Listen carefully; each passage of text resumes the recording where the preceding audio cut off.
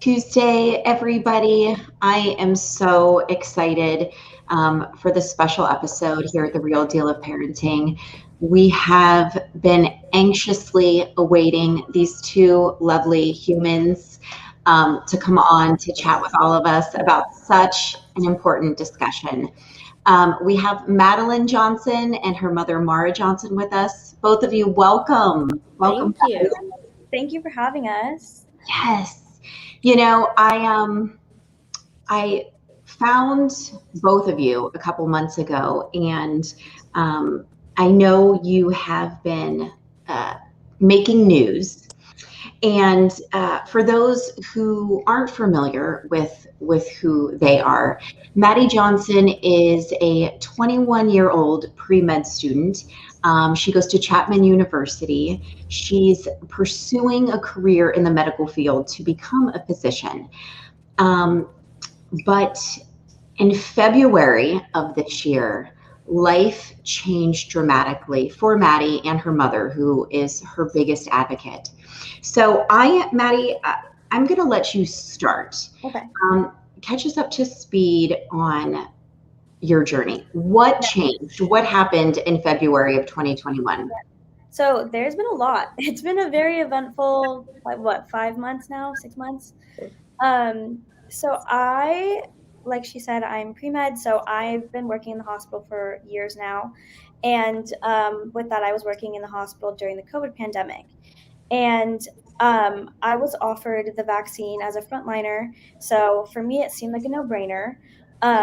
Personally, I wasn't forced to get it by any means. It was my personal choice because a lot of people were going on LOAs and didn't want to work because of the fear of getting COVID-19. And I felt like it was an opportunity for me to step up and kind of be an extra hand with staff and whatever, and like have an impact during this pandemic. So I got the vaccine. I think end of January, and then got the second one mid-February. And after my first vaccine, they always tell you you'll feel a little weird, maybe a little sore. For me, I was pretty nauseous, like motion sickness. And then I had a fever, and I felt like I was running off of zero sleep for 3 days.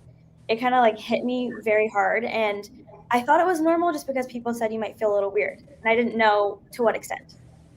And so for me, second shot, so excited. I'm still very excited about it. I'm excited about being vaccinated. It was a cool thing. Right. And yeah, especially like being a college student, being able to get it so early, it was very, very exciting for me. And I got that second one, and within 10 or 12 hours of that second dose, I was like hit. I had a fever, I had 104 fever, full body shivers for like a full day. The 104 fever carried on to the next day and was tinkering between 103 and 104. My first night, I literally called 911 in my sleep. I don't even recall. I just woke up to the phone call because I guess I was so ill and I don't remember. But I just continued to have those fevers, body shakes, a lot of issues with that for like a week, which I guess is a lot worse than most people have after their second shot. And then following that, I started getting some wrist pain in my right wrist. And I kind of deemed it as maybe I slept weird, maybe I injured myself in some way. And I got a brace, and I kind of kept talking to my mom about it. And we just were like, keep an eye on it, make sure you're not sleeping on it, trying to be precautious, all that. And after a certain point in time, it came to a point where I was crying myself to sleep because of how much pain my wrist was in. I couldn't open a door handle. I couldn't make these motions. And then with that, I started losing my ability to close my hand and make a fist. So it just like slowly started degenerating my motor skills, which was really freaky. And so that's when I was like, okay, maybe this is more than a sprain. I need to go check it out. So I went to an orthopedic doctor who I loved. And he did some x-rays. We did an MRI. And he wasn't too concerned. He knew something was wrong. He saw inflammation in my wrist, but couldn't understand where the inflammation was coming from. Nothing made sense. My ligaments looked good. Like everything looked good. And he was like, the only thing I could possibly maybe think of is like going in and looking myself if there's something off from the MRIs, but everything was cleared. And he was like, that just seems like we shouldn't do it. But if so, if you're still going through this, let's do a steroid injection, see how it goes, and then see if we need to do surgery. So at the time, he was thinking of maybe having to do a couple different surgeries. One right here for what was it? Carpal tunnel. My ulnar bone. So my ulnar bone, he was going to do something with like maybe having to shave it down because the inflammation was so bad in that area. And then carpal tunnel here, and then one on my elbow right here for a different type of tunnel syndrome. So they were thinking I was having tunnel syndrome on top of other issues because my hands started going numb when I was at the doctor's office.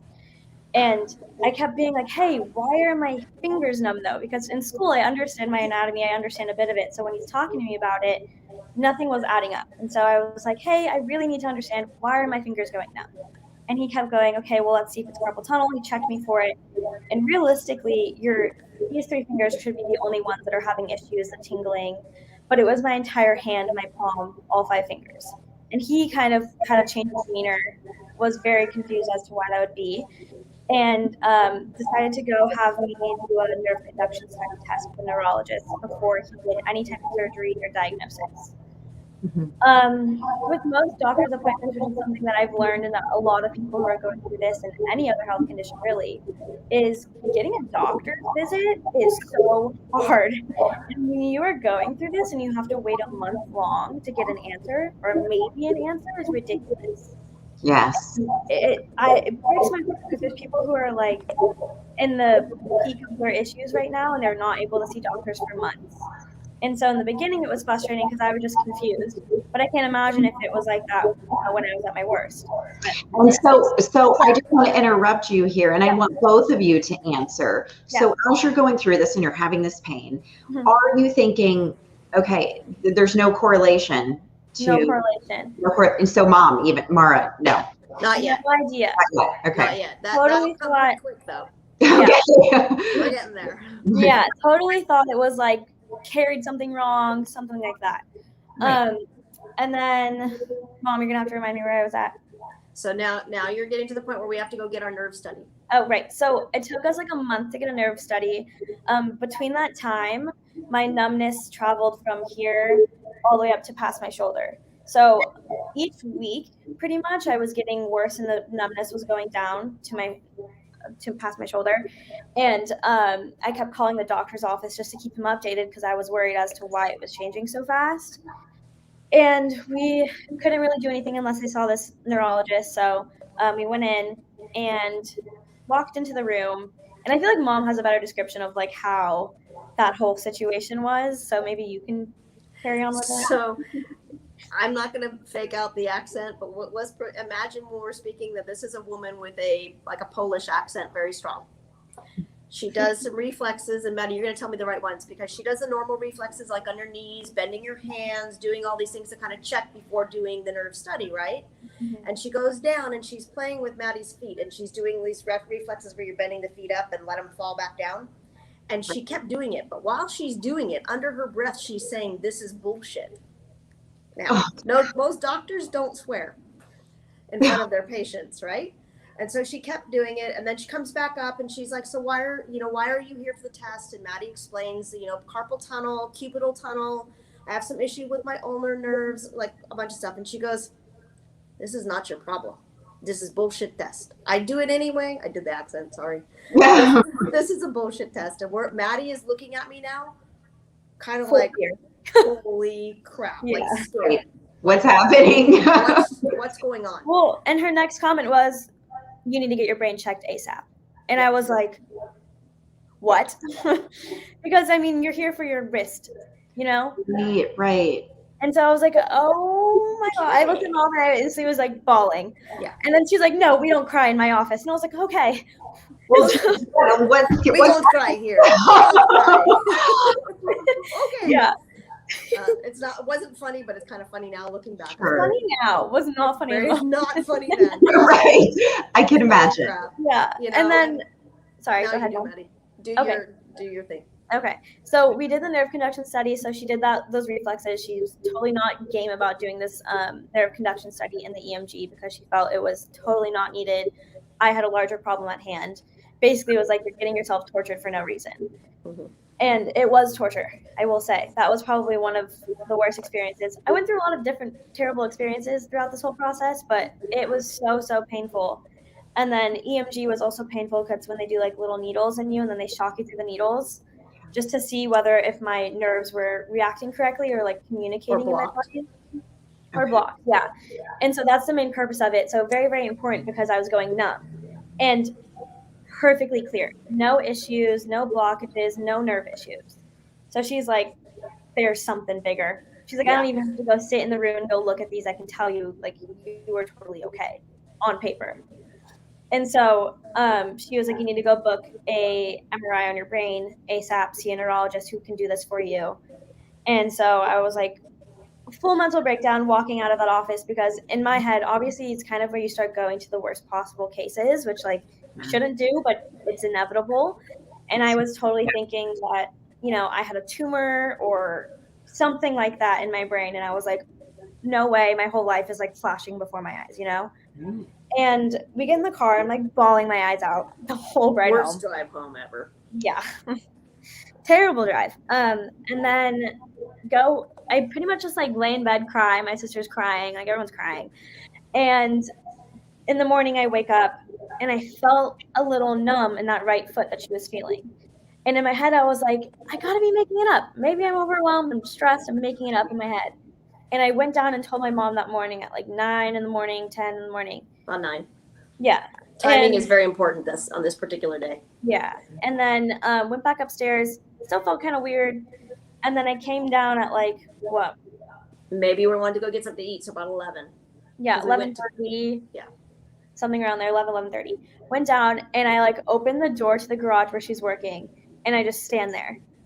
And she was like, why do you look like that? Why are you like flushed? Like what's going on? Like you don't look right. And I was like, Mom, I can't move my toes or my feet. Like, I can't move anything. And I sat down and I showed her and it like my left foot, like I could do this with my toes, but my right foot was like this when I was wiggling it. Yeah. And she'd do this. It's very concentrated. Right, like such focus. Thinking about it. Yeah. And so we were like, hey, we have to go to the ER.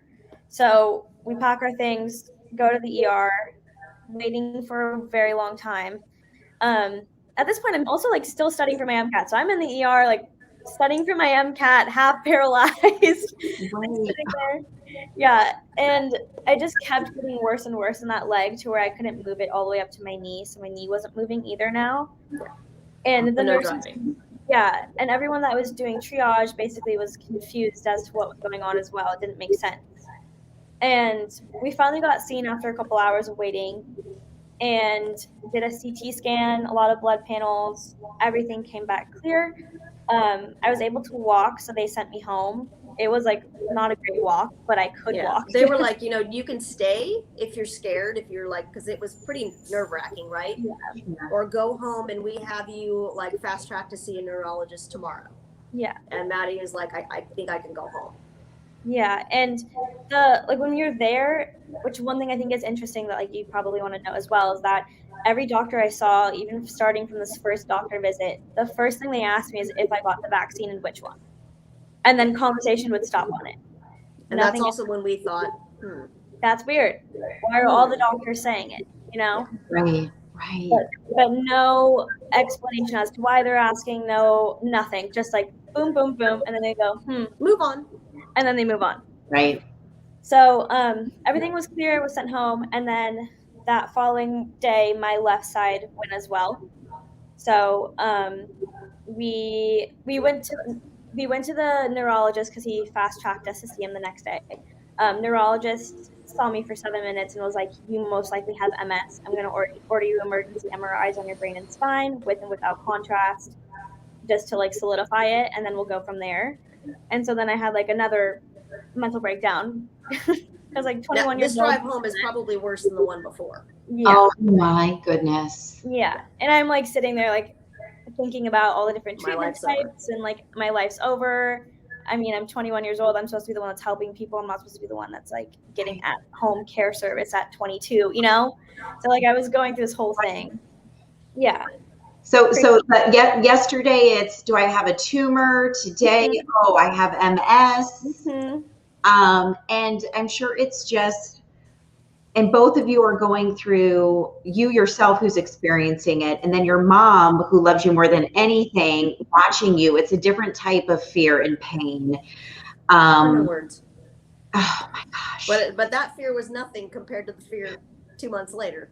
Like the fear, that's Memorial Day weekend that this is happening. And we thought that was some scary shit. Right. It was nothing compared to what happened after 4th of July. You know what I mean? It just kept getting worse. So she'll keep going, but it just gets exponentially worse. Yeah. And so after that visit, I'm being told I need emergency MRIs, and he was like, either come into the ER if you get worse and get it done there, or schedule for an MRI. And my mom and I were both like, I would rather just go to an ER and get it done because it was such a freaky situation. But still wanted to go home and rest and sleep on everything because it was very emotional. And then now it's going down to the numbness is now going down her back. Not yet, but No? yes, but kind of. I'm getting there. So no, you're good. My sister came home from work. She's like my other half now. We're best friends, and she's very, very empathetic. So anything I'm feeling, she feels times 100 pretty much. So she took over for watching me because mom was going through a lot the past few days with ER visits and all of that. And she actually, which I found out later, that she slept with me that night and had her hand on my back to make sure that I was still breathing, because I started to lose my feeling in my back around like midnight, and then my left side started going as well. So that was like a very scary moment because of how fast it was moving, where it was like a full body experience then. Wow. I mean, I'm the mom. I'm just have a hard time not crying right I now. know. I'm ready to just lose it. Was not good. Yeah, well, I cry when other people cry, guys. So it's gonna be a mess. Not crying, you're crying. Way to go, Maddie. But so that obviously we went to the ER the next day. And that was a scary ER visit because it was a lot more serious. We didn't have to wait that long, I don't think, but we got in pretty fast. Yeah. And we did the MRI, which was an experience and a half. Once, I'm a little claustrophobic, a tiny bit, and I have anxiety, so that doesn't help when you're put into a tube. You know, also like don't know what's going on with your body. Sure. And they put a head cage on me. So I'm sitting in there with a head cage where I can like see out of the head cage for 2 hours straight.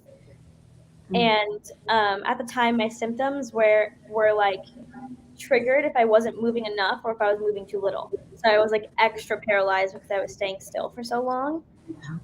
Yeah, it was very scary. And then they also did the contrast, which I later found out that exacerbated my symptoms because of the metals in it, I guess. It's like it worked with like the toxicity issues I was having with the vaccine. And same thing with that steroid shot. I later found out that also worsened my condition as well, because steroid injections reduce your immune system. And so I just ended up getting worse because of that too. So those things were just continuing to hurt me as I was trying to get better, which was a bummer for sure. But the MRI ended up coming up perfectly clear. And so the doctor comes in, she goes, good news, bad news. Perfectly clear MRI, but we have no idea what's going on with it. And so no MS. Yes. So no tumor, no MS. No tumor, no MS. But yet I'm going numb and all this are happening. Yeah. So it's like a sigh of relief, but yet like, okay. But now what? Now what? Yeah. And she goes, but to be sure, we have to do a lumbar puncture. And I was like, I hate needles. Biggest fear, which I'm getting over now after my experience. I've probably been pricked by like 400 by now or more. But at least. Yeah. But I sat on that for a while. I was like bawling my eyes out because 1, I don't like needles. 2, I don't know what's wrong with me. And I ultimately decided to do it because at that point, it's like I'd rather know for sure if I have it or not, or if there's something else. So we did the lumbar puncture. Wasn't as bad as I thought it was going to be. It was good still to know for everybody. Right. Wasn't just as bad sounds freaking scary. Bad, but not terrible. The actual what did you say? It wasn't the puncture that was so bad. It was the the medicine before. Remember, you were saying the getting all the shots to numb you was the bad part. Oh, yeah. The numbing was definitely very painful. It felt like there was like 5 bumblebees in my spinal cord, which was not fun. But then after that, it wasn't too bad, just like pressure. So if anyone has to get one, it's not that bad. Definitely not fun, but I survived. And then spinal tap came clear. That's when they were testing me for Lyme as well. Came clear. They GBS. GBS clear. More blood panels clear. And she kind of was just like, I'm going to send you home. And I was like, okay. And that's when she goes, well, if you get worse, you can come back. And I go, get worse, is what I said to her. And I felt really bad. I was like, get worse, because my entire body is paralyzed practically right now. And this happened in a matter of like 72 hours. How much worse am I going to get? Because the next things that are going to go are my organs. So, and she just stood there and was like, I don't know what to do. I could give you an answer. Great. Oh my gosh. Another fun drive home. So Mara, you beat me to it. I was going to say, so this drive home. You guys at this point spend so much time in the car with sucky drives is not even funny. I would be like, I'm in no condition to drive. We're calling an Uber. Yeah. I can't do it. I probably should have a couple times. Oh. Yeah, but we made it home, clearly. Did make it home. And then at that point, we start working more with my neurologist to try to figure out what's going on. So next time I see him, he slaps down a list of tests, and it's like pages. I had like 60 plus tests to do, blood tests. And at this point, is your neurologist going back saying to the drawing board, could this be stemming from the vaccine? So he asked, when he did the MS diagnosis, first thing he asked was COVID vaccine. And he actually said that some people were developing transverse myelitis and MS symptoms from the vaccine, following the vaccine, and that he personally had seen them. So that was the first time that I was like, okay, somewhat of a confirmation that something is going on. There's a connection with some people who are having these complications with the COVID vaccine. And for him to have said that to us also, I feel like he wouldn't have disclosed that. If he was also very, very adamant that you are never allowed to have it again. Yeah. No boosters, no nothing. Yeah. And that speaks volumes. That does speak volumes. And because we're there, so we don't forget, and when Maddie, I'll regroup to all the tests and pages. That was one of my questions I had for you. So because we're seeing different, I want to say every week, but every day, new mandates are coming out.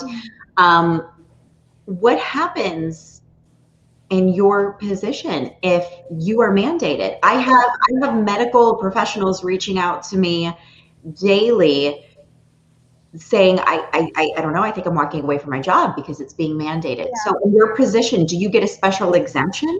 So I will get a medical exemption. Whether or not the people that I'm giving that to accept it is a different case. Okay. So I will get one from my doctor 100%.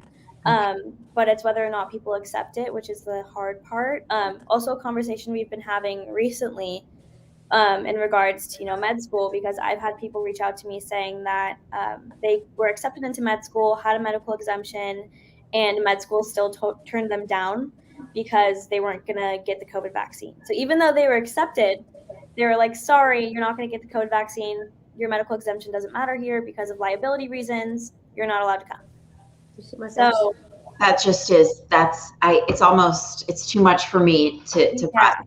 Me too. I'm like deciding whether I need to have like a full career change all of a sudden. Like I'm scared of working the next 3 years towards it because now I have to take a gap year and working towards, being a good candidate and then getting to that door and then being told I can't because of something medically wrong with me, Which, by the way, she was asked to do by our government. She was not, but right. That's like, sure. In general, that's like the general consensus is that she did the right thing.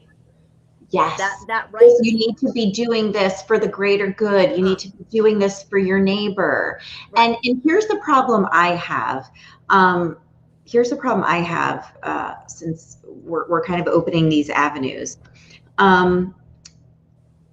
so many people, when they are asking their doctor, but can you tell me the ingredients? Can you tell me what's in it? Well, no, I'm just telling you to get it. No one gets an explanation. No one is told the ingredients. If I've had different pharmacists share videos, opening a box to look at the insert, and you get a long paper that's completely blank. I find all that crazy. I also have medical professionals who have reached out who are just phenomenal humans, doing their due diligence, discussing with their patients, again, medical freedom, informed consent. That's what all three of us are for, right? Yes, 100%. And they have been put on final warnings for talking to even one patient about possible side effects, going through the process with them, what a doctor, their due diligence should be to their patient. And numerous doctors have been, they're one step away from being fired for having a discussion with a patient about it. And so that is where because I'm sure you guys get this so much more than we do here. But, we hear, well, vaccines have been around forever. Vaccines have been mandated for schools in this forever. So what's the big deal? Just take it, roll up your sleeve and take it. Mm-hmm. And so, Maddie, what would you say to that? I think, yes, vaccines have been around for forever, but so have vaccine injuries. And it's something that people don't speak about because of how polarized it is, I feel like. And also, there's just, if you do research and you kind of look into it, there's other vaccines that have been pulled from the market after a certain amount of deaths, but we've had thousands, and they're still not even looking into what's causing it. And I understand maybe they can't pull it from, they can't pull it because there's not enough, blah, blah, blah, for what they say, rarity, all that good stuff. But it's interesting to me that they're not even really taking the time to at least, see us as someone who's injured from it, try to understand why, because there's so many other people that are going to get hurt, and they could prevent it, or they could at least put out the warning so people could make an informed decision. Yes. And that's the thing that makes me so frustrated, is that I understand how difficult it could be to pull something off and have to fix it and all that stuff. I get it. But there's things that we can do that don't involve that can still do wonders, whether that's giving us full informed consent as to what every possible side effect there is. We also should be given better pre-screening. A lot of people who have pre-existing issues, health issues, are getting exacerbated after the vaccine. So if we start seeing these patterns with people with certain health issues, why not put out a warning, screen better for it? If you have natural antibodies, screen for that prior to the vaccine.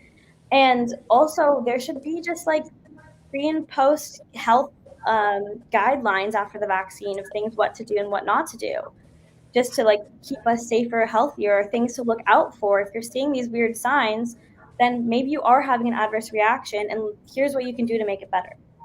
Yes. But that's nowhere to be found. And it's nowhere to be found. And I feel like that should just be a given on all of our big news stations, all of the media. Cases like you, and we haven't even got to your serious parts yet. We're still leading up to that. For those who aren't familiar and haven't seen videos or what Maddie has gone through, it's like you're swept under the rug. You're just told to be quiet, but you're here, you're okay, which you're not okay. You're working towards that. But no, just hush, you're censored. Your story, basically, because the media doesn't want to cover you. And I challenge someone from Fox News or CNN to bring you on and interview you. Mm-hmm. They're basically saying your story doesn't matter and the public should not know about this. Yeah. And that's what's just the most frustrating part about this.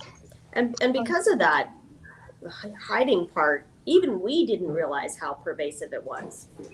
That was the most amazing thing, to wake up a couple days into what happens later, how pervasive, how many people there were very similar to Maddie is much more than you can even think about or wrap your head around. Recently, just several weeks ago, and I'm sure you guys saw it, it was trending, the hashtag protect your family. And if you looked it up, it was tens of thousands of stories of deaths or injuries from this. And I'll be honest, I was shocked it stayed up for a few days as long as it did. Yeah. And anyone who took the time to read all of those, it was so eye-opening. And all I could think was that the anger and the outrage and the hurt from my motherly heart is like, why is this not being shared everywhere? All we want, we're not coming anti-vax. We want informed consent. We want medical freedom. No one should have these mandates against their body, especially someone like you. And before Maddy jumped on, Mara and I were talking, and it just amazes me, this young, beautiful girl who just exudes grace. I mean, for what she's been through, I don't know of really anyone who could still exude the grace that you do, and how you meet people where they're at. I know you faced so much scrutiny too. Yes. And I'm going to make sure I link both Maddy's and Mara's Instagram pages beneath this once we get off, because you need to be following them both. But it just amazes me, and I think we can learn and take so much from you, Maddy. But I have to tell you, like, the mama bear in me, like, I'm proud of you. Like, I know how Mara is, like, she's your biggest advocate, but it's like, I'm proud of you. It's like you're amazing. And so I'm going to take you back, and I want you to pick up where you left off. So the neurologist had like the test, all these pages of tests. Yes. So we had like a stack full of tests. At this point, I'm like worn out because we've done so many ER trips and all that. And in this time, we had a couple weeks to do the test, right, Mom? So over those time period of me waiting to see him in the first place after the ER, and then getting the test, and then having to schedule all these tests, I was developing other symptoms all of a sudden.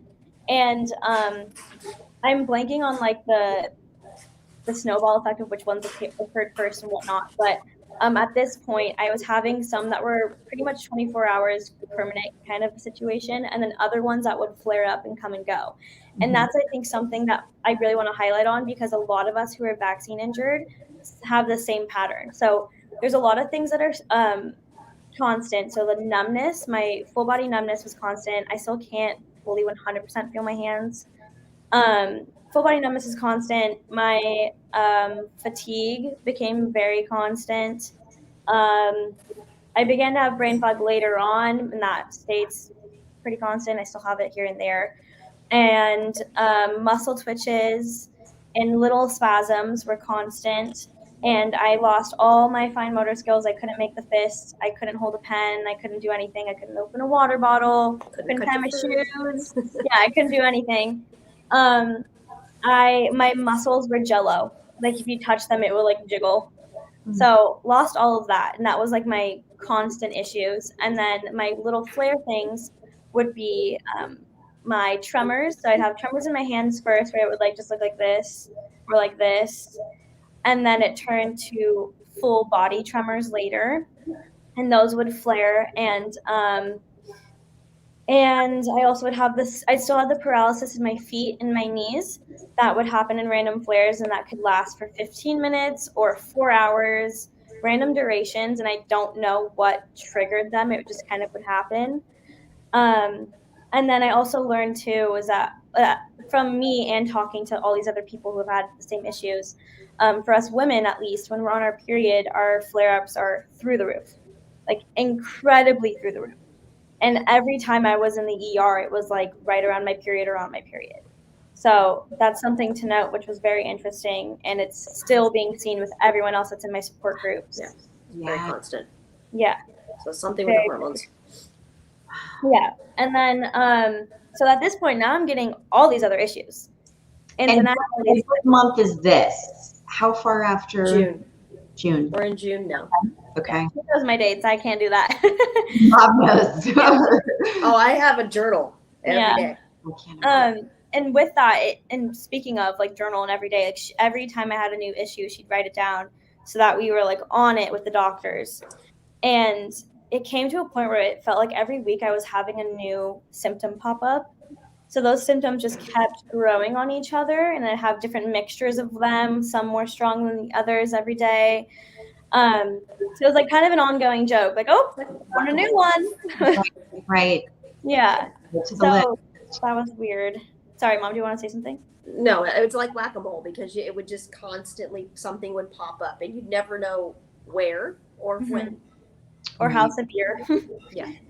And so we finally get these tests figured out, which was already an ordeal in the first place, trying to find a place to do it. Went to like 4 different labs. Like it was this whole thing. Because there were so many. And yeah. They weren't And prepared finally for this. get them done. I hate blood and I hate needles. And Doctor.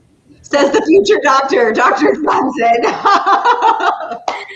I hate my own blood. Right. And so we get there and he gets me ready, does the arm thing, grabs some vials, pops them in front of me. And I was already like, that's a lot. And then she goes, boom, boom, boom. And I ended up having to take over 30 plus vials of blood in one sitting. Almost passed out. I was like, is there any blood left in me? You're gonna see me right. I was like full body sweating, like crying hysterically, hyperventilating, like rolling eyes, like not okay. It's not good. Yeah. And then I had to do a lot of stool samples to check for any types of like parasites as well. Mm-hmm. And then they did a 24-hour urine test where I just had to pee in a jug for 24 hours, which was interesting. And then also had to do a diabetic panel, which was terrible. They make you drink like 75 grams of sugar in like a syrup. Mm-hmm. And you had to chug it within seconds. And then you get blood tests every like interval to check to see how your body's reacting, to see if you're diabetic or not. And 1, I'm already so ill. And then 2, it just makes you ill because you have that much sugar in your body in the first place. And she doesn't eat sugar hardly. I don't eat sugar. Oh, your poor body is like, what are you doing to me? So I was like laying in the back of my car outside the lab, like about to throw up out of the window like 3 times, went to the bathroom, like trying to hold it in. And finally got pushed through that one. And still studying for her MCAT during that. Yeah. Not lying. I have pictures of that. Yeah. And then all the tests came back fine. And I'm able to see them on my like online lab thing. And so I'm obviously like researching everything, looking at everything. And the only thing that was flagged was that I was flagged for autoimmune triggers. And it was rheumatoid autoimmune. And that's when the idea of lupus started coming up. And a lot of other people who are vaccine injured from COVID-19 are also flagged for autoimmune issues and a lot of times lupus. So that's an interesting connection as well. And then I started like going through my brain, like, do I have anything that even looks like lupus? I don't know. And there was one time where I had a full body rash, and I think it was in May. I think so. I don't know what it is. But it was a really weird full body, like it looked like hives, but I had it for like 3 days and I'm not allergic to anything. So it was very, very odd. And then it eventually went away, but then I realized that they were saying that could have been like a indication or some sort of reaction. Later on, it was just a reaction with the vaccine. But at that point, we thought it was possibly lupus. So we go to a specialist for autoimmune issues. And he was like, no. Looked at my lab and was like, you've done every lab in the book, first of all, so you don't even need to do anymore. Right. We're good. Yeah. We brought our journal to him. So he had them in his hand. He was like, oh my God. Yeah. And he also was one of the doctors that was like, I have people coming in with the same things as you with the vaccine, and specifically Pfizer as well. And that was another big indicator. Interesting. Yeah. So there's like little tidbits where like the doctors would say it and then it'd be like kind of like, oh, I don't know what to say now, but right. We see it, but we don't know, but we see it, like wink, wink. Right. Right. And he was definitely one of those. Yeah. which A little was bit more vocal.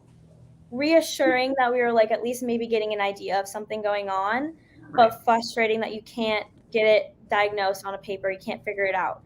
And at that point, I was having a sigh of relief of like, okay, at least it's not autoimmune. I'm not going to have this like for forever, you know. It's not an incurable disease, so that's good. And I go to the neurologist, or no, did we go to the neurologist? This is where I blank. Now we're going. This is when I started getting brain fog, so that's okay. That's our favorite appointment. We're getting there. No, but I haven't gone to the ER yet. Yeah. So, yeah. Then we have good old 4th of July. This is true. 4th of July. She looks amazing on 4th of July. Fireworks. I did. I looked great. No, I was doing good. It was one of my good days. And like I want to say and highlight again, we have good days and bad days. And those good days are not great, but they're livable. And you're not going to tell that I'm going through pain and I'm not going to make it obvious. I'm going to enjoy those good days. And those bad days, terrible. Yeah. So I was going to try to enjoy it. My family was over. I had friends over. I'm going to try, you know, to be normal for once. And it went well. I was fine. And then the following days, I was real downhill. And the issue with it was I was getting this like feeling in my throat where it felt like I had pressure. And so I thought maybe I'm like getting sick. It almost felt like when you swallow like a really big pill and it gets stuck in your throat. Yeah. That's what I was having for a while. And I kept talking and thinking it was going to go away. I like gargled, thought I was getting sick maybe. And then over the course of a few hours, I realized that I was getting so drained. I was laying on the floor. I wasn't even able to get up to my bed and like lay on my bed. And my sister was talking to me and she's like, you just don't seem right. Like, what's going on? And I was like, I feel like something's wrong. And then I noticed that my throat got worse and that pill sensation went away. But instead it was like someone was putting their elbow on my throat. And we had people over and I remember I didn't want to be like a nuisance for our like fun shindig, and I was like, I'll figure it out. Like I'll lay down. Maybe I just need to rest. And I looked at Mom and I was like, something's really not right. And every time I was swallowing, every time I inhaled too deep, it hurt to where I was like wincing in pain. I was hunched over. I was holding my chest, and I was trying to eat our like charcuterie board, trying to socialize, and I was like tearing up, like trying to eat a piece of cheese. And like trying to drink a sip of water. And I was like, oh my God. So here we go again, like new symptom. And I like really didn't want to go to the ER because I didn't want to like, I don't know. It's like a reassurance that, you know, this is happening. Something bad's happening. Right. And I started to not be able to breathe correctly. So we hustled to a different ER than we normally go to that's closer just in case if like something were to go wrong.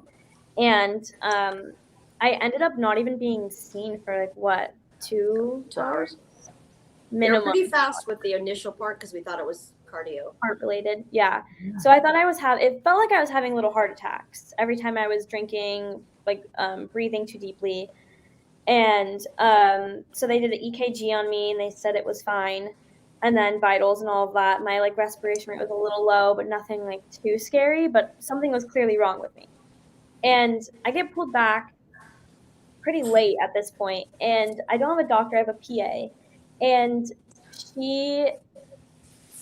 I at this point had a lot of medical issues going on, a lot of issues, and it was like in my records.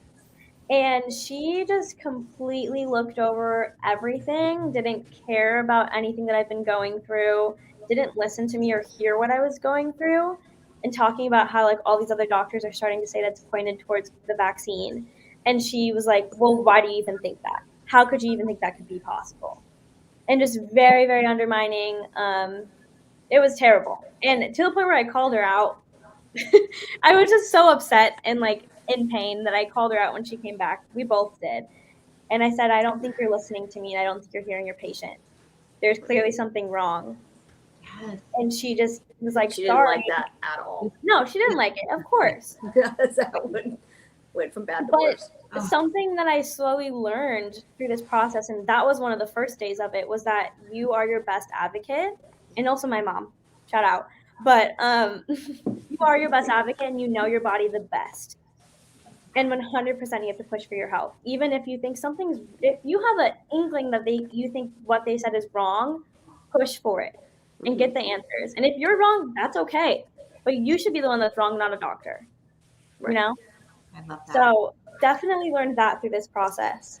And she was not happy with me. And she pretty much told me to take Tums and 2 Tylenols.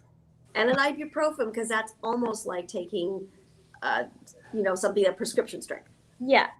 And she gave me like lidocaine, I think, right? Mm-hmm. She gave me lidocaine to numb my throat because my throat was having that weird esophagus stuff, hard to breathe. And it didn't really do much. And then they just left. They were like, "You're good to go." And I was like still hooked up to machines. Like I had all the like wires connected to me. They didn't take anything off of me. Like I was like, okay. So we was like, I felt like I was like running, escaping out of the hospital because they just did not care. And pretty much we did. Yeah. And we walk out and I'm walking to the car with her and I'm like, I mean, I don't walk well in the first place now at this point either. So I'm like shuffling. I'm very, very unwell. That's a good explanation. Yeah, I'm tremoring. So that night, the viral post that you saw, that's that night. So I'm in that hospital, the one where she just disregarded me in that picture. And that's when I started getting those tremors. And that's when I think is that the video you posted, Mara, that went viral. That was the beginning of that night, and the second one is the second part. Yeah. It was also those couple days. Yeah. And so I'm like tremoring in front of her, and she's like, "Go home, take Tums. Take some Tums. Yeah. Pop a Tylenol." I'm saying Prilosec, maybe. I don't know. I'm going, I can't breathe. And she's like, "Tums, Tylenol, you'll be fine." I'm like, are we on the same page here? I literally said this to her. Oh my gosh. Are we seeing the same person here? Yeah. Like, do you see her? And she's like, "Oh no, we're on the same page." Okay, we gotta go. We gotta go. We walk out, and the first thing we say is, "We are never coming back, and we are never not going to the hospital that we've been going to." So we were sitting there, and I was like, "Mom, I don't feel comfortable going home. I can't breathe. Like, this isn't right. Something's wrong. I know something's wrong." And so we're like, "All right, game time. It's like 12:30 at night. We're going to go book it to the other hospital." So we go to a gas station. We get a little gas station snacks. And we're on to the next. Here we go. Yep, road trip. Great drive again. We go to this next hospital. Now we're pissed off. Right. Mom's like, "This is it. Yeah. We're done." And it's like late now by the time that I get seen. And at that point, we get put into a room pretty fast, I will say, but still very, very late after we drive there, whatever. And at this point, I'm like half asleep. Like they're taking blood out of me, and I'm like, just take it. If I'm asleep, I don't even care. And still dying. Like it felt like I was dying. I couldn't breathe, and it was just very, very scary, painful, like so painful, crying in pain. And the doctor definitely listened more at the hospital I was at. Asked me questions about COVID-19 vax, all that stuff again. And he was saying that I had acid reflux, which at that point I was like, I don't freaking know what I have, whatever, because I was so tired. But thinking back on it, I don't have acid reflux. I've never had issues. I have like 0 issues with my gut, 0 issues with my diet. Very weird that all of a sudden I'd be having these issues. And my symptoms were not presenting themselves in the way that acid reflux would. And that's because usually acid reflux is coming from here up. But for me, every time I swallowed, it would go down my throat with the elbow and then into my chest where it would be like mini heart attacks. And I kept explaining that, but they were like, acid reflux, trust me, we're going to put you on whatever it was, Prilosec. And we're going to do the lidocaine again. So she was really numbed. And, you know, Band-Aids over a CB wound. 100%. Totally. And was sent home with that and took my medications as told, and I got worse. So at that point, for like a week, the most I ate was like 3 pieces of tofu. Mm-hmm. And like cubes, not like pieces, like little cubes of tofu. That. Yeah. And a few sips of water, because every time I drink water, I would like cry and feel like I was having heart attacks. So like, who wants to, put yourself through that on and on? Right. So that's when I had to. Is that when I went to the ER again? Or is that, and I went to urgent care? We went to urgent care because we thought, oh, maybe they will get us to an endocrinologist, like somebody. Maybe they'll be able to refer us out to another doctor, so we don't have to go back to the ER again. So we thought Saturday. we had to go see a gastroenterologist because they were saying that maybe I have some issues in my esophagus or something, and so they would need to get a scope. But guess how long it takes to see one? Over a month. And I can't breathe. So I was like, you want me to wait over a month, and I've only eaten 3 pieces of tofu and like a couple sips of water in 7 days?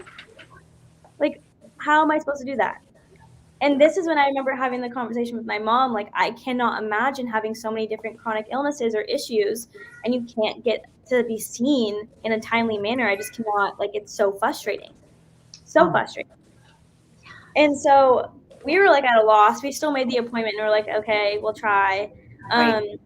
And then I ended up having to go to the ER again the next day. Sunday morning. Sunday morning, because I was just so unwell.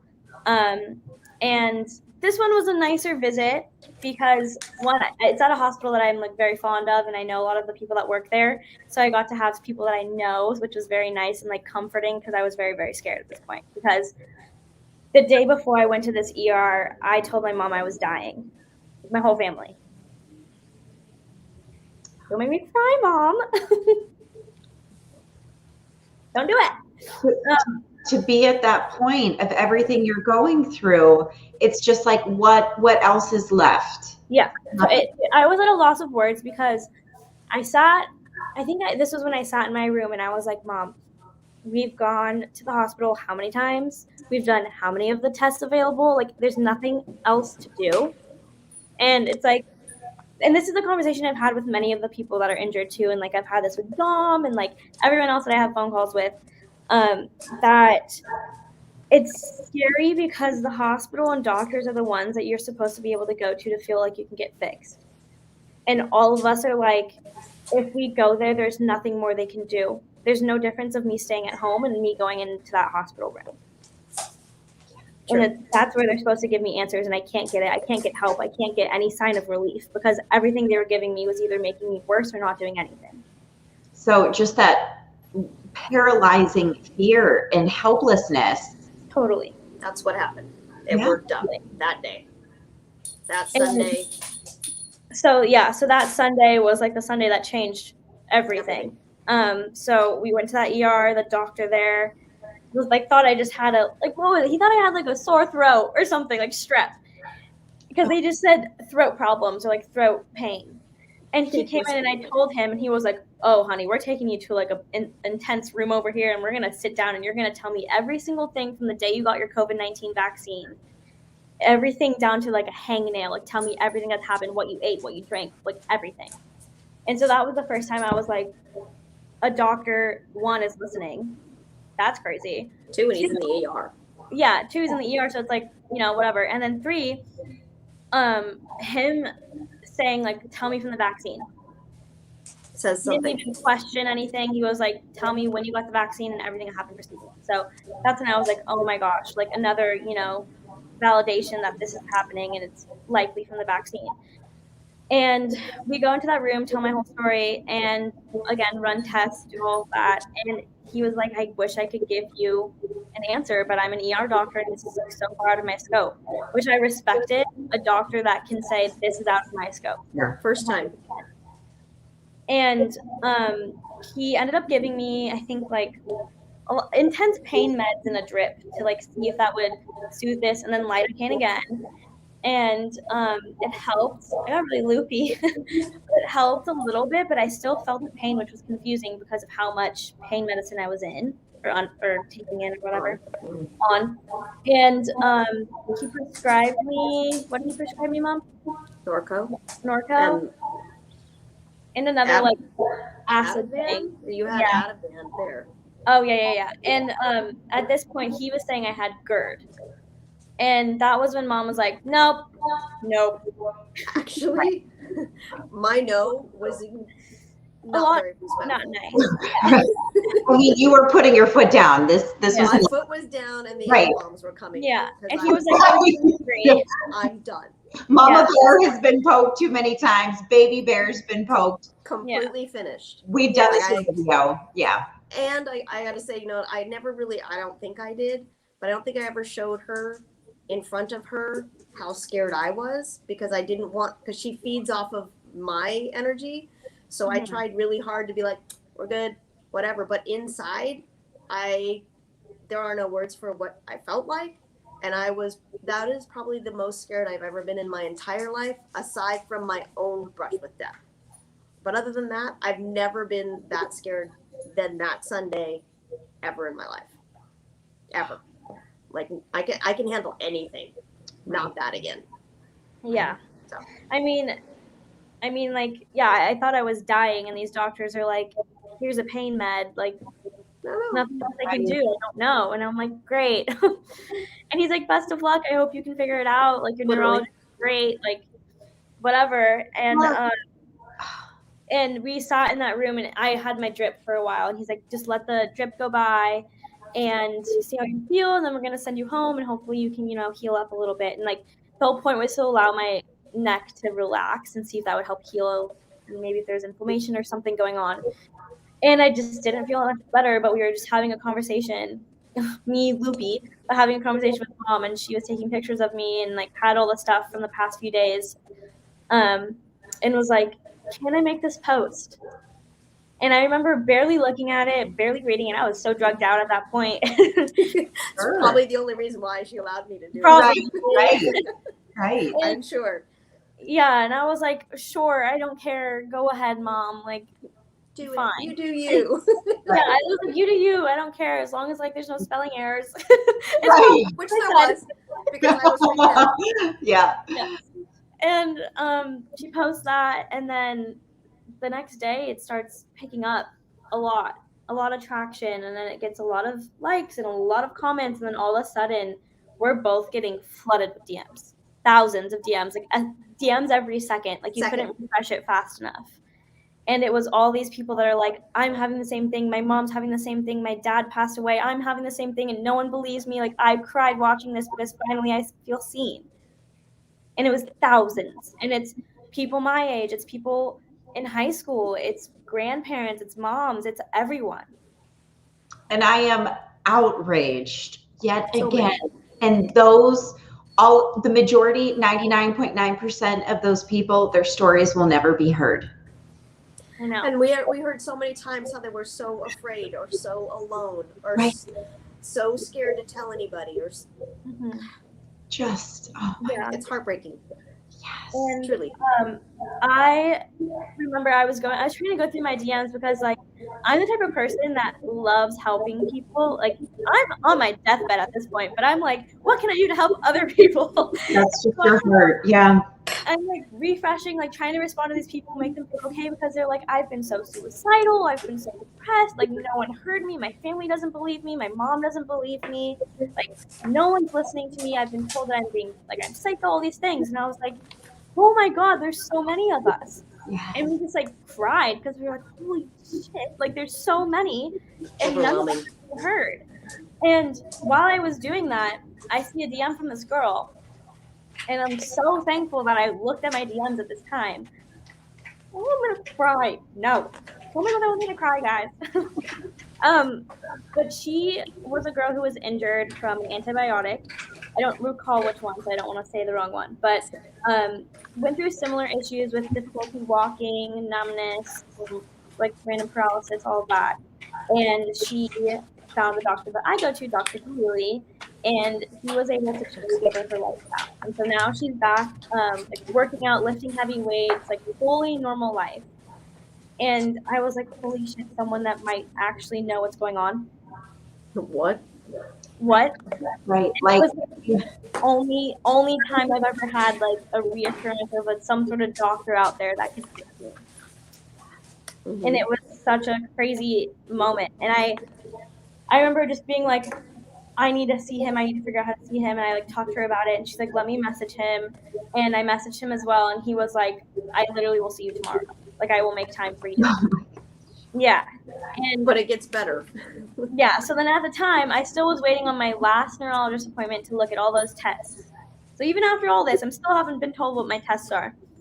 So we tell the doctor, Dr. Gleely, love him. He is like, I want to see you like tomorrow. Get here. Find a way to get here. And I was like, I have one last neurologist appointment. I just need like the validation and closure of like, my test. And then I will be there 100%. And so we scheduled him for like the next day after my neurologist. And go to this neurologist appointment. And I was frustrated because he wasn't going to be there. It was going to be his like nurse practitioner.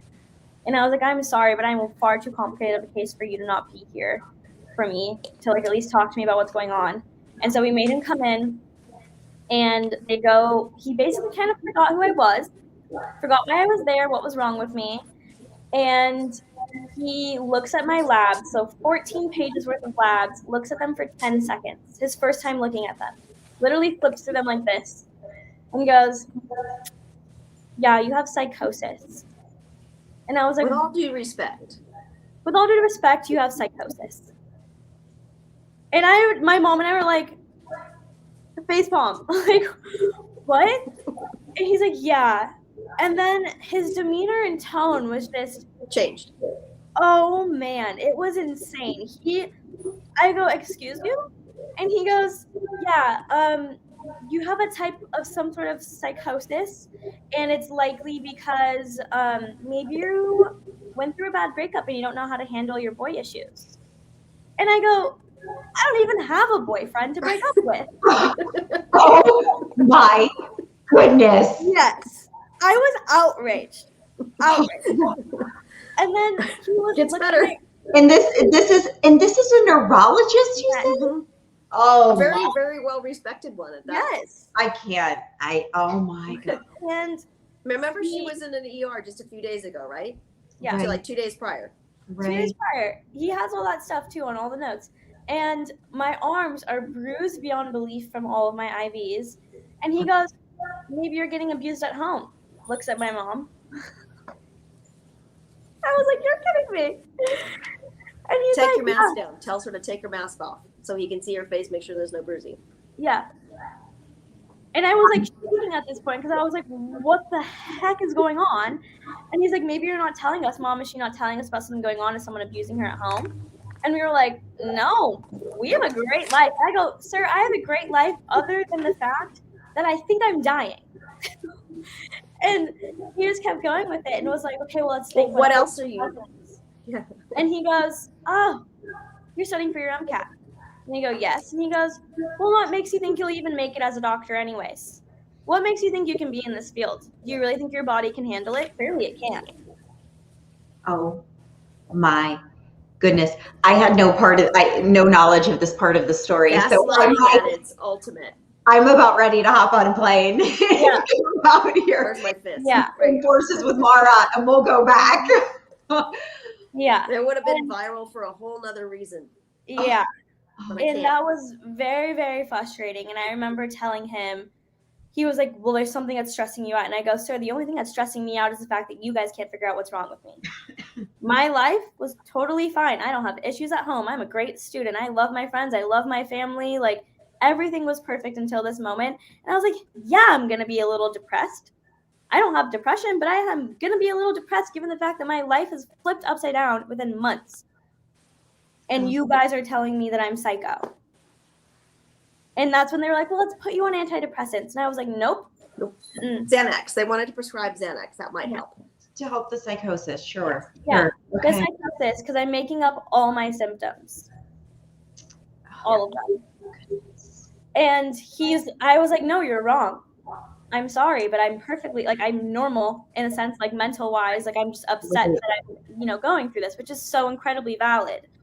And I was like, and if anything is what I told them too. I was like, if anything, I'm handling this way better than honestly I ever would have expected, and better than a lot of other people. Like, I was laughing through it. I was smiling through it, pushing through the whole thing. Right. And I was just so taken back. And he's like, well, fine, let me inspect you. So he comes over and like touches my like knee and like feels down my leg to see if I can feel it because I was numb. And then just walks away. He's like, yeah, and like has to walk. And then he's like, yeah, it's psychosis. But I guess we'll like do a couple like injections of like B12 or something, or like vitamin D or whatever he was gonna do, and then you can come back. And I was like in my head, come back. Oh, never. Where can I report you? Yeah. Oh my God. And he walks out of the office, and we're both just like dumbfounded, like no way did this just happen. And the nurse practitioner is silent the whole time, like her eyes are like, and he goes, so how do you feel about that? And I go, notice how we both do the same. Right, the same impression. Yeah. She is very sweet. I loved her. I feel sorry for her. I know. And I was like, I'm frustrated because I've been going through this for months now. And I was like, you know exactly all the stuff that I've been going through. You've seen it. I've seen you more than I've seen him at this point. And she's like, I know. And I was like, you don't have to say anything because you're under his, like, you know, umbrella of work. But I have symptoms that can't be faked. I had issues that can't be faked. Some of them can, and don't get me wrong. You never told her about the one. The whole leg is so big. Your inflammation of one leg. I know, I was sitting there. Oh, sorry. It's okay. But at the time, they were thinking like FND and whatever. And yes, FND is so real, and I don't want anyone to think that we're invalidating anybody that has FND. FND is a real, you know, diagnosis for some people. But for us and those that are vaccine injured, most of us do not have that. And I was telling her, you know, I don't have these issues that you're saying, like mental issues. I have physical inflammation. My right leg was doubled in size. And I was like, you can't fake inflammation. How am I supposed to fake inflammation? Right. And she said, I know. And she literally was like, I know. And I was like, well, at least you know, like at least someone's like validating me in this situation. And she even said that, like, and I kind of like asked questions where she didn't have to like justifiably say something, yes or no, but she was saying that there were people who were having the same issues. And it was kind of hinted to us that we were like, yeah, I think we're going to see someone else. And she was kind of like, yes, but like didn't say it, you know, like she wanted us to see someone else. She knew that this was happening. She knew it was real. And she knows that there's other people coming into that same office with the same issues. And walked out of the office, pissed off beyond belief, incredibly. And another fun drive home. I mean, you guys should have been video documenting the drives home. Of the drives home. That one had a lot of curse words on my end this time. Right. I was shaking. I was so mad. Like, so mad. Like, not tremors, but shaking. No. Pissed off. Yeah. It was so infuriating and just, like, so upsetting that a doctor would do that because I look up to doctors. I want to be a physician. And I was like, no way does someone treat their patient like that. And if I did have mental issues, if I did have psychosis, if I did have depression, why would you ever in a million years approach it that way? Right. That's why we knew it was a lie. Right. Because if he was really scared for her psyche and her fragility, you know, like that whole fragile mindset, there's no doctor that would actually act like that.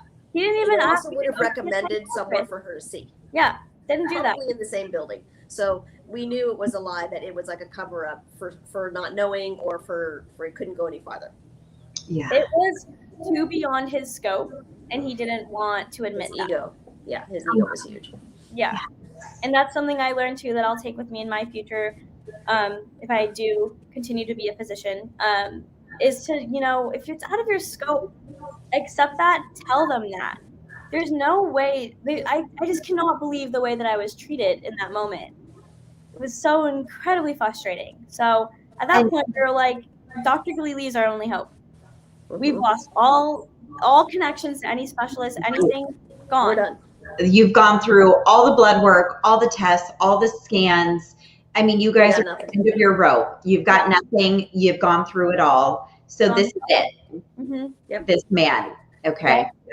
And so we just like hopped in a car, went there, did not know what to expect One Friday. at all. And it was day and night different. And I remember telling my mom when I was sitting there, I was like, wow, the treatment that I'm getting here, just like the way that they're talking to us, was night and day from like me sitting in that neurologist's office, and I was like, okay, this is why, like, I know what we're doing is the right choice. Yeah. And even like their staff at the front desk, like everyone was just so amazing and so positive, and I felt so reassured and felt like a light, you know, like a bit of hope for once. Aura, right? Yeah, this is it. Totally. And we sit down and talked with Dr. Galili and kind of give him like somewhat of a rundown of what's been going on. He knows a lot of it too. And he was like, we're going to fix you. And I instantly was like, Lost. solid. That's, yeah. Sorry. That was intense. That was most intense day. Mind you, this man was supposed to be on his vacation. Not even supposed to be in the office. Birthday. So he came in for his birthday. So they celebrated his birthday in the IV room with me getting my IV drip. And it's his birthday, like, banner, his cake, his pizzas, like, everything for his, like, staff. And they're celebrating his birthday on his day off. And he was like, this is the birthday present I want, is to get you better. And he is the epitome of, and I've started following him as well. And he is the epitome of what every patient deserves. Yes. Mm-hmm. He's amazing. He sees you and hears you so incredibly loud, if that makes sense. Like he sits and like listens, and then he's like, game plan, boom, boom, boom, boom, boom. This is what we're gonna do. You tell me if you need something more, I'll give it to you. Like he totally focuses on you and makes you feel like you're the only patient in the world. So that day, seeing him, he comes in on his day off, sees, says, I know what to do. We're gonna fix you. And then your IV treatment, you began that day? Yeah. So he or like, let's just go. That's him. I was like, put it in me. Like, where were you months ago, doctor? Yeah. So we go through the rundown of everything, and then he's like, I want to get you started now. And he's like, I'm going to do higher doses than normal just because, like, you need to get so severe. Yeah. Yeah.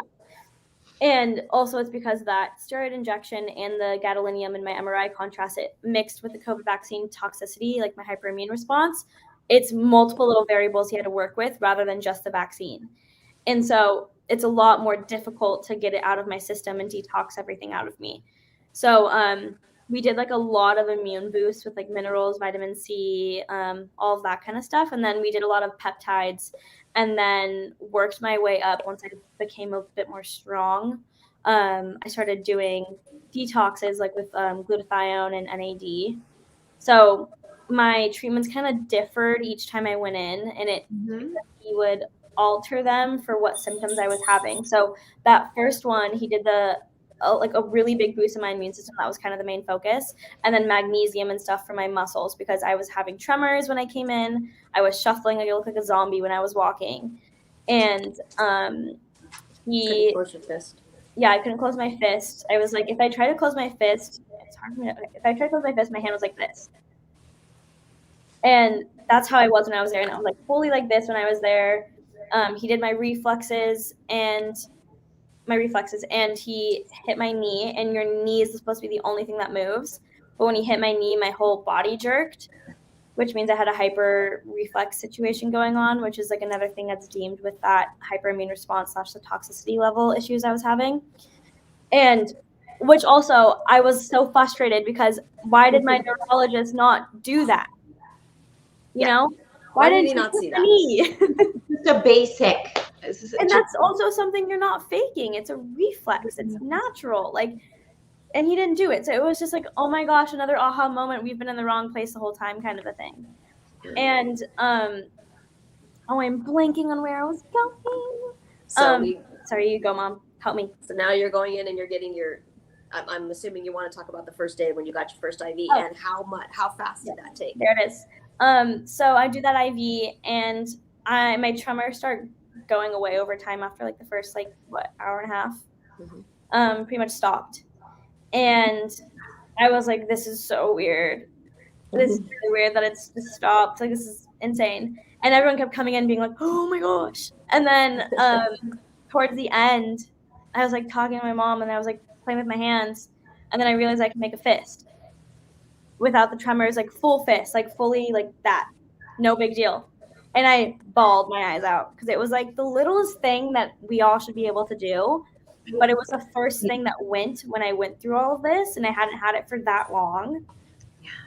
And I was like, So one that treatment? her And right was hand, done yeah. with the treatment. Yeah, so that was like, oh my We God. all cried. Yeah. Actually, the entire office. We all were. Right. The nurse, doctor, everyone was crying. And then afterwards, we talked, whatever, and then I was like getting up and I was able to walk pretty normal. Not normal like, you know, like an average person, but I wasn't shuffling my feet. I was able to pick them up. I was able to move my knees. I was able to walk with more confidence. And it was day and night different from me walking in those doors to me leaving. And it was so mind-blowing that it was like one treatment already made that much of a difference for me.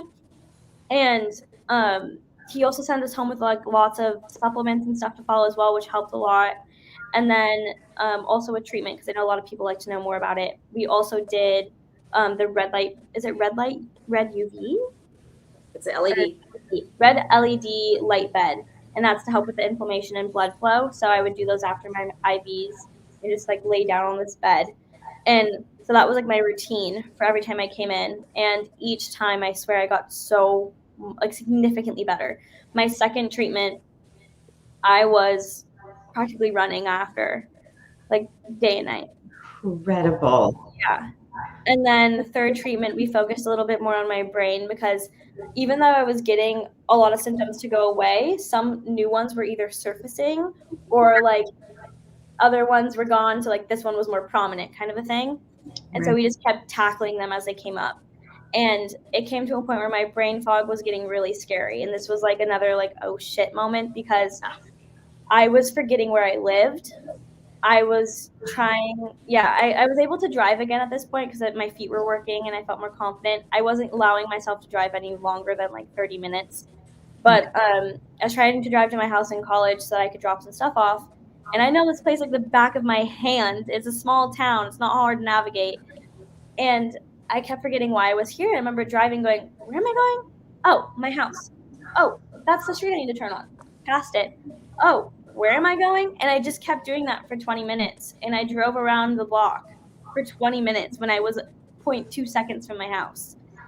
And then it was other things where I forgot what toothbrush was mine. And I have to ask my sister. And I was like, no way did I just ask you what toothbrush is mine? That's so weird. And like little things. And then it started getting worse. And I have videos of me talking where I try to do like talking videos on Instagram. And it would take me like 30 tries because mid-conversation I would just go blank. And it felt like I knew what I was saying. It was on the tip of my tongue. But I hit like a plexiglass wall so I could see it. But I couldn't get it out. And I'd be sitting there for a while trying to get it back, and it's like I was buffering, and then it would come back, and then I would stutter, or my words would get mushed together, and all this stuff. So I was having a lot of cognitive issues. And at that point, we were scared because as a student, that's not what we want to have. And we go in, and I get an IV that was focused more on my brain function. He gave me some peptides. He also gave me peptides for my anxiety because it was stressing me out a lot going through all of this. And it made a really big turnaround. It made me tired at first, but then it totally like reprogrammed me in a way. He gave me his supplement that he made with his lab called Spark. And I take that every day. That's helped me immensely get my cognitive function back to normal. I'm still having little glimpses of like brain fog here and there, but I'm not anywhere near like forgetting where I live or forgetting stuff like that. So definitely helps me a lot. And then what else, Mom? Is there anything I'm missing? That's pretty. Yeah. So that was like our process. And like it kind of brings us to a little bit more closer to like where I'm at now. Through this process, like you said, I did experience a lot of negativity and positivity, and over time the positive definitely outweighed the negative. For sure. And I think I really learned, like I said, like how to carry myself through it. And I knew how it felt to be on the side that I was on for all these other people that are so ill from the same thing. And so I was like, okay, well, I'm the first person to start getting better, because literally I'm getting messages from countries I didn't know existed, like people from all over the world Right. messaging me, asking me for help. And I'm the first person from like documentation, at least, that I've seen that is getting help, or at least seeing such a significant change in their symptoms so fast, like a reverse in the symptoms. Sure. So I was like, okay, well, I'm the first person to feel okay. I'm going to see what I can do, because now I can have the energy to put it into other people. And so I started making, there's a couple like core people who've also shared their stories, like Georgia, my dear friend Dom, and a couple others of us that are kind of like the larger voices for so many. And we work together to try to create support groups and, you know, help these people get information, or at least find other people that are going through this so that they don't feel so alone. And I have so many new friends around the world now, which is crazy. Like, we all talk about how we can't wait until we're all healthy and we can go on like a private island and like party together when we're all back to normal. But yeah, it's been crazy. The support groups have been very, very helpful. I've gotten phone calls from so many people crying about how it saved them, and like how helpful I have been through it, and like how they were in a really bad depressive state and that I pulled them out of it, which is like a lot to put on me sometimes. But like, I'm very, very grateful to that for someone, to know that I'm able to make my, you know, terrible situation or my hardship into a positive for both myself and for others, because there's nothing I can do. I can't take it back, you know? So if anything, I'll just try to be a positive light for other people. And so that's what I try to do. And that's why I have that blog where I share other people's stories too. So your blog is speakyourtruth.com. Yes. And we're going to link it beneath this, but yeah. So it's actually speakyourtruth.store. But yeah, so she'll link that just for you guys to walk or look through that. But what I do is I share people's story there who a lot of them are people who are too scared to share on social media or even with their friends and family. So it kind of gives them that first step to accepting what's going on with their body and giving them a place to vent and feel safe, because on social media you're not safeguarded from the negativity, and it's scary. I don't know about mom, but I got death threats, and I had a lot of negativity, and it was very frustrating for people to take the time out of their day to threaten me or just have this negativity when I was going through so much already. And so I'm trying to be a safe zone for other people to share, you know? Right. Absolutely. Yeah. And how these groups, where do you run them? Through one of the social media sites? Yeah, so we run them through Telegram. So we first started on Instagram, but on Instagram, apparently they still can kind of look at your DMs, and you'll start getting shadow banned, or yeah. You get shadow banned or weird alerts, or like your Instagram starts not working and stuff. So we moved it to Telegram, and also because on Telegram you can have so many people in a group. So that's very, very nice, and it's nice because it's people from all around the world. So we're always talking in there, so there's all the different time differences and stuff. Everyone's talking. Right.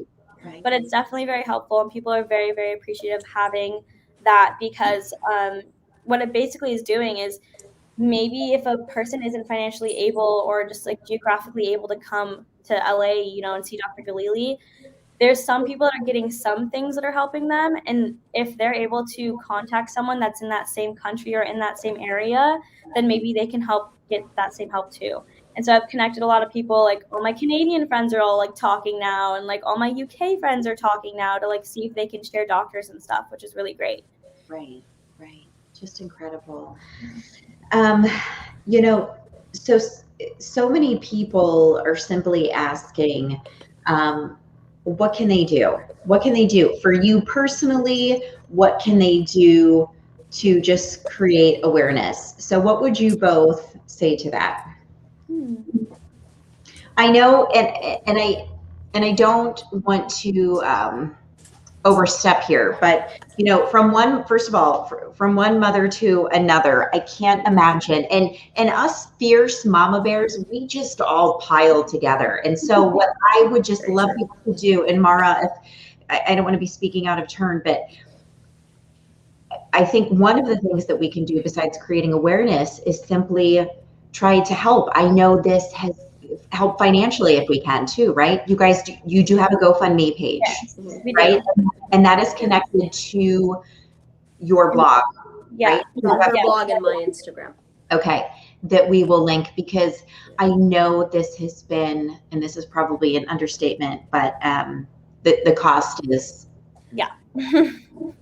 Well, it has, Yeah. because it did, it's the actual cost, and then it's, you know, the fact that through the whole summer, which is a busy time for me, not being able to work, you know, I do shows, I do events. If you can't show up, you don't get paid.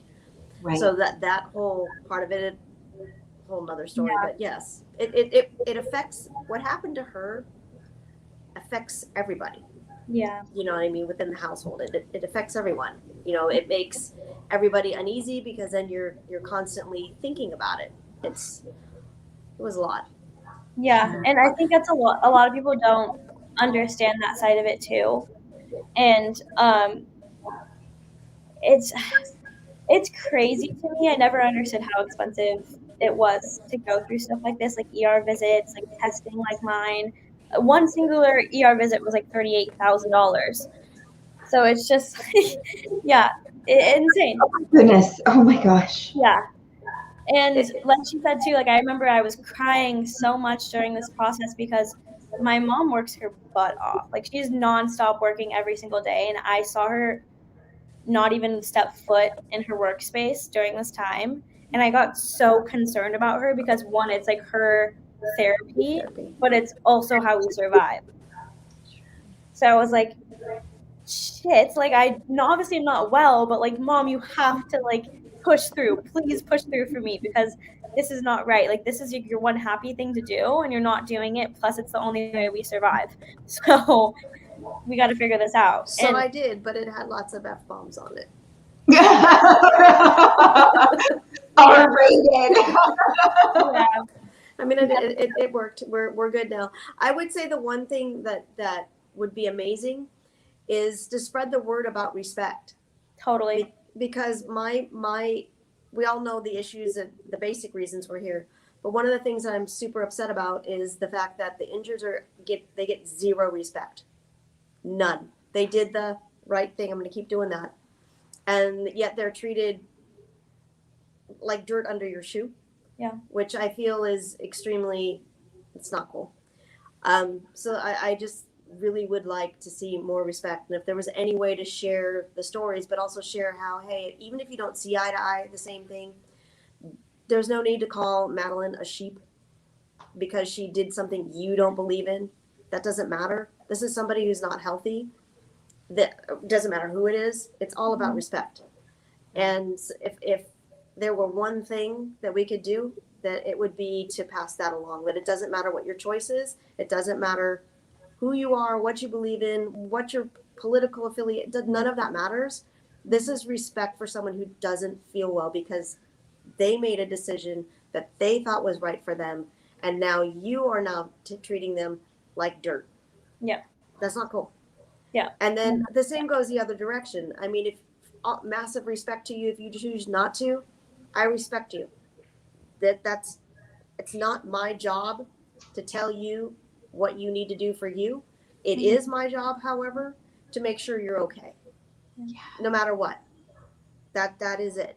And it's just, that's part of humankind. Humankind is called humankind. We might want to be human and maybe be kind. I don't know. Do both.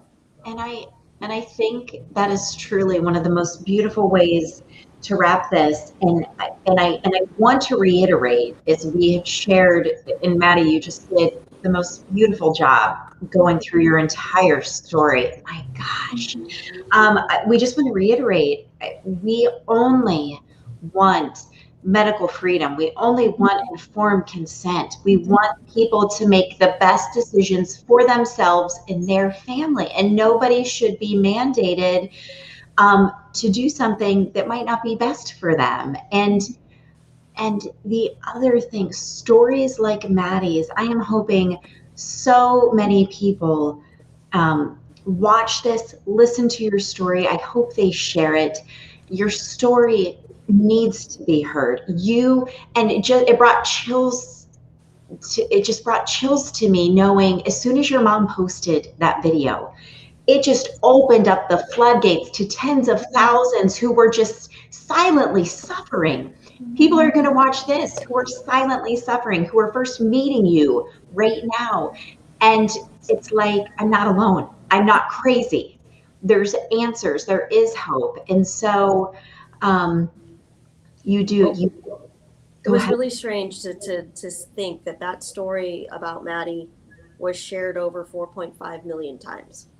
Was it really? I mean, that's a lot of people with a lot of information or a lot of help, hopefully, like for somebody to be like, I got this too. You know what I mean? To feel like you're not alone.